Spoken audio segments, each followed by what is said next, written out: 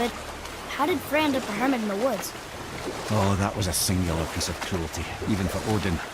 As if the marriage wasn't punishment enough. Freya was better to him than he deserved.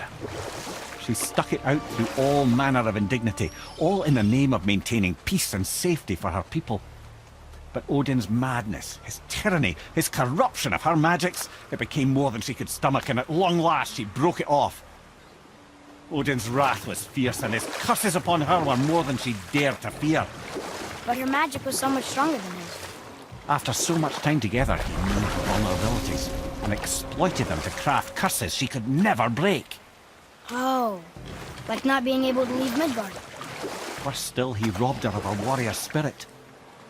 Freya cannot fight, even to defend herself. No living thing may she harm by blade nor spell. In a world this belligerent, what choice does she have but isolation? Poor Freya. I guess if I was her, I'd spit in your face too. Aye, lad. So would I.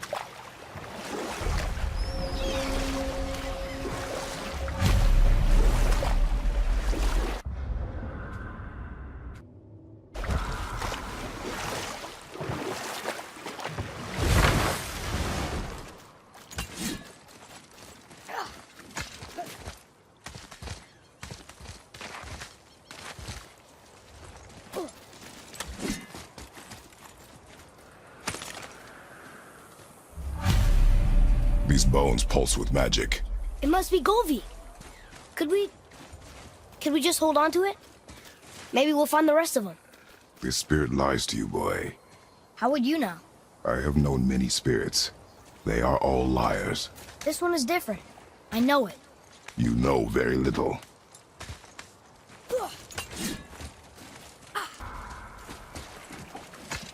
Trusting a spirit to keep its word is foolish, boy. But if there's even a chance, don't you want to see Mom again? Of course I... She is gone, Atreus. You must accept this. I do, but to see her again. Just one more time. Why do you believe him? You do not know him or who he was. All of this is sinister.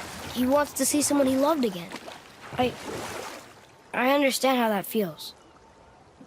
I don't think there's anything sinister about it. Hope is blinding your instincts, boy.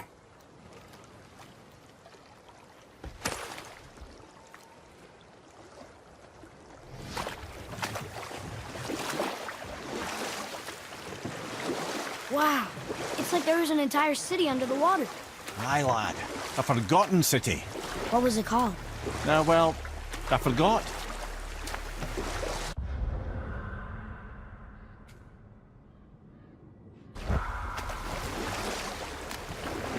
We can beach over here.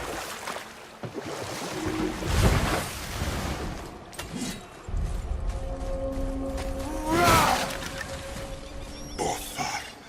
Frimund. Are you okay? No, son. My goods are underwater. My men are drowned, and yet their bodies continue to walk the beaches. Hellwalkers. They plague these lands. I was their captain. They died because of me. But these abominations sully their memories. I will find a way to free them from their tortured state. In this, I am determined. The thunderstorm scattered all 3 of my ships across the lake. I know not what I did to anger Thor.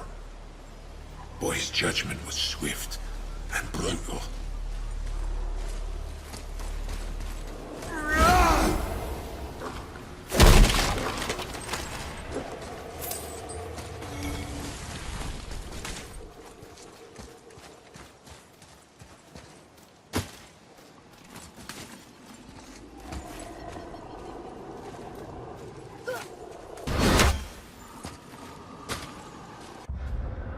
Discovered opportunities for hunting and trade in these lands.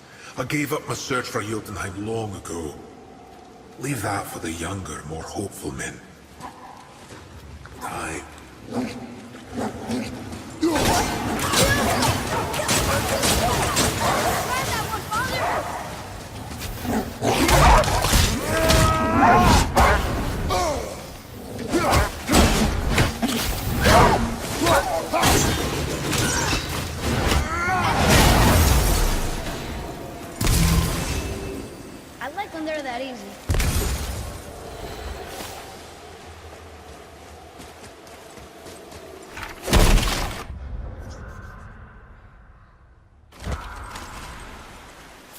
Here. Boy. Yes, sir.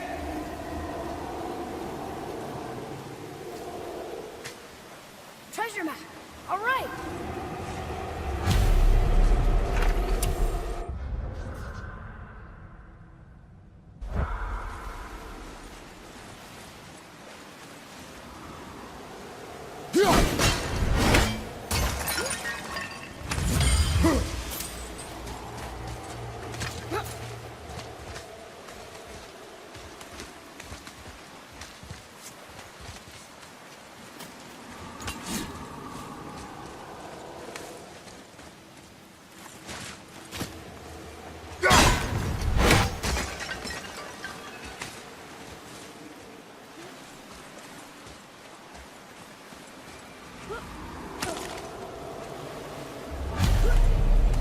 Govig's bones. What will you say to her? To Govig? Your mother. What have you left unsaid? I guess... I just want to know if she's okay. She is dead, boy. I know that, You don't understand. Neither do you.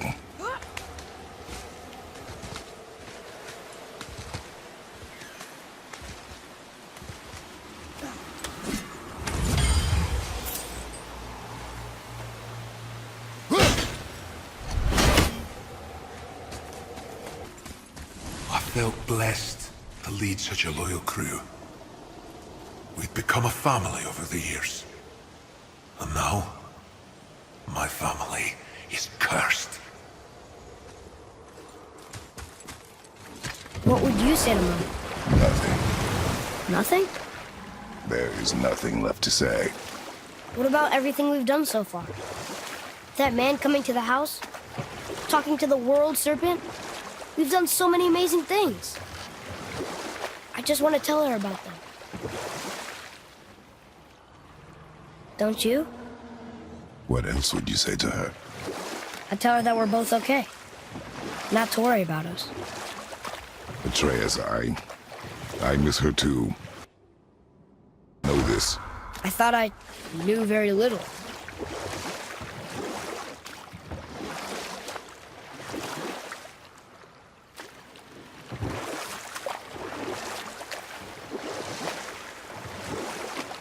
Mimir, there was a shrine about a giant lady with lots of books and visions. Ah, that would be Groa, the Knowledge Keeper. She was a gifted sorceress who gathered every tome of arcane wisdom she could find in the realms, all in the hopes of augmenting her powers of prophecy that she might find her lost husband, Arvandil. But it was not her husband she would glimpse in her visions, for it was Groa, seeing longer and farther than any before or since, who witnessed Ragnarok, the end and the beginning. When Odin caught word of her ultimate prophecy, he maneuvered to obtain her knowledge and hoard it for himself. Groa knew Odin as a long-time patron of her services, and so she welcomed him into her library as a friend. What she did not know is that Odin himself was behind her husband's disappearance, having used his enchantments to conceal his death at Thor's hands from her sight. Smiling, jealous Odin took her by the throat, and with his very hands he stole her library and her life for his own. I always knew Odin was bad. That's just... Ruthless, barbaric, heartless? That's Odin. In fact, we would do well to sit here in silence for the next few moments and reflect on Odin's capacity for cruelty. And so... Reflect longer.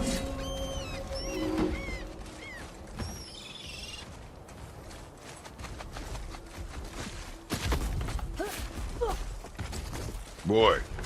Yes, sir. Hey, it's another treasure map.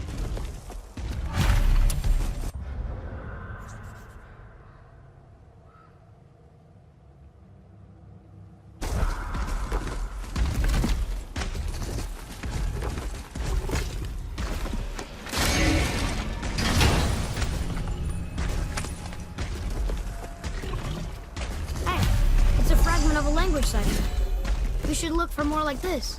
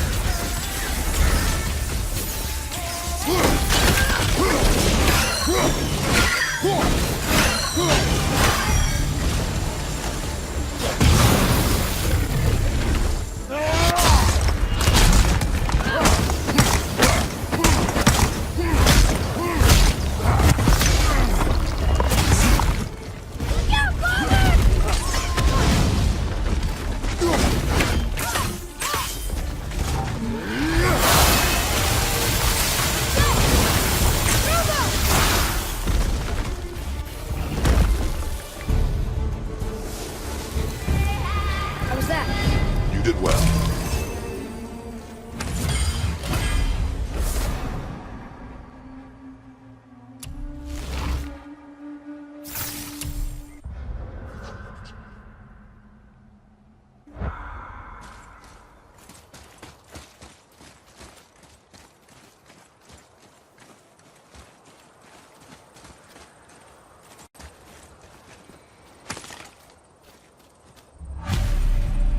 The final bone. Yeah. We might as well return them to the spirit. Maybe he will keep his word. I know she's not coming back, okay? I know. I just... Never mind. I'll just go return the bones.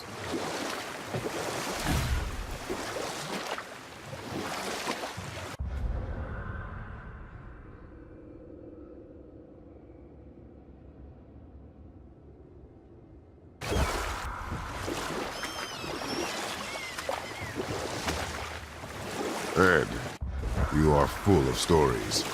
When will you tell one that entertains? I beg your pardon? He just insulted you. Yeah, I got that. So you want a corker, do you? Very well, my brothers. I'll tell you the story of Hrungnir, the brawler. The real story. There was a huge battle, right? His shrine had him in the middle, fighting off Aesir. A pretty story, but no. Hrungnir, you see, was born with neither head nor heart. So the giants had to complete him with stone. He was strong, to be sure, but also a perfect simpleton. Odin met him wandering in Midgard one day. Found him so amusing, so harmless, so gullible, that he invites him back to his palace in Asgard. There he gives Hrungnir his fill of mead, and goads him into all manner of boasts and antics, all for the amusement of the court. I was there. I saw the Aesir laugh as Hrungnir leapt upon his shield and swore he'd kill us all and take our womenfolk back to Jotunheim. Then Thor shows up. Does he laugh? Oh, no.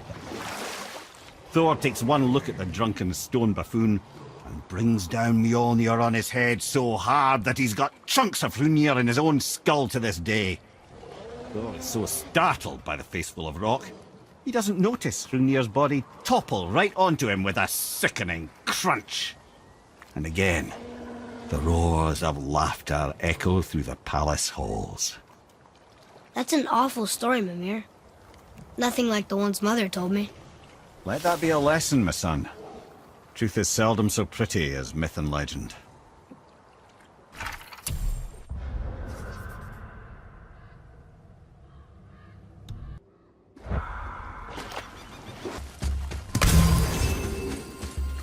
I wonder why Gobi's bones are all over the place. Desecration, typically. Pieces of scattered corpse make for a piss-poor soul. No hope for Valhalla or Helheim when your arm's on one beach and your head's on another. Why not ask the spirit? I'm sure he will be forthcoming with answers.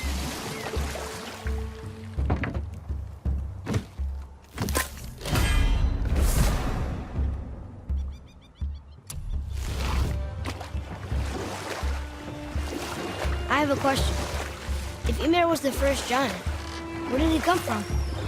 In the beginning, there was Ginnungagap, the great void. There were no realms yet, only primordial forces. There was fire, and there was ice. And there in the void they met and produced... Water? more than water. The mystic lifeblood of something entirely new. From this water, Ymir took form and became a being of pure creation and chaos, mother and father to all that came after. Even the Aesir? Aye. Every god, man and beast came first from Ymir's flesh.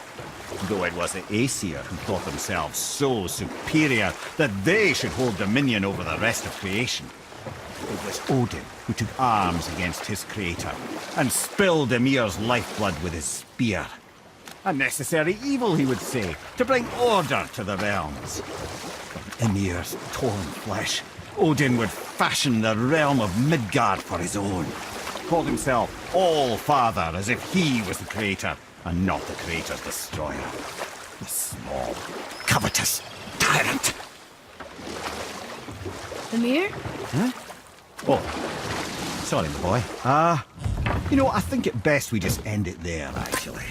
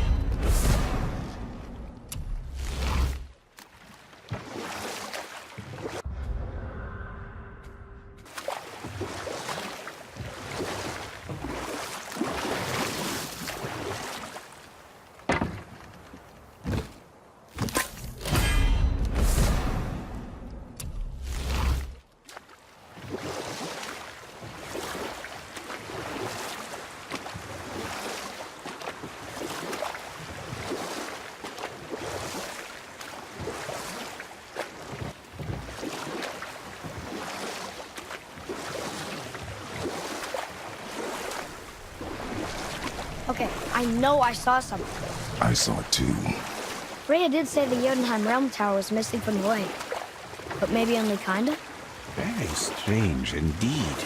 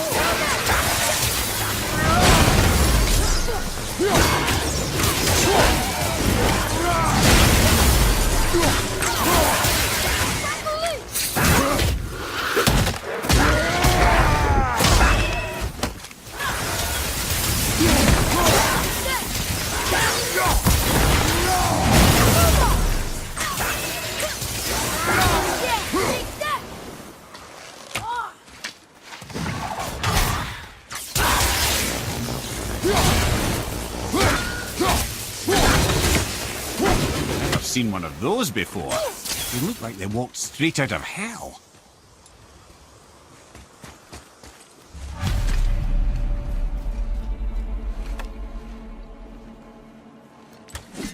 We have collected the rest of your woman's corpse spirit. Show us this magic you have promised. My sweet Gulvik, whole again. Rise, dear Gulvik. Awaken.